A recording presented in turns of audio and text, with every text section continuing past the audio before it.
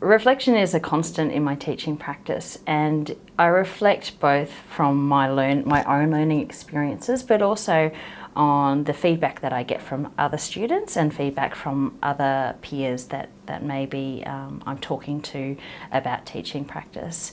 So when I first started designing online courses, I really looked at two sort of aspects of reflection. The first was, how did I learn best and what did I learn best in when I was studying? And I knew that the courses that I most enjoyed were courses where I felt connected to the lecturer, and that connection to the lecturer flowed through to the connection to the content. And I felt enthused about the content because the lecturer was enthused about the content and because I was connected to the lecturer. So there was that flow-on effect that I had experienced in my own studies that I wanted to replicate for my students. The second sort of reflection that I undertook was what works in a classroom for me with my students. And I knew that in the classroom I was really focused on community building, and I did that consciously by trying to nurture the communication between the students themselves but also with me.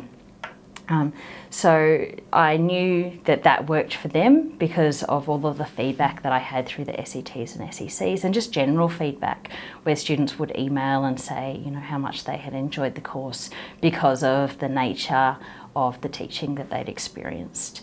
So I wanted to try and translate those reflections into my course by actively designing aspects of the course that would encourage that collaboration aspect between students, but also encourage open communication and dialogue with me.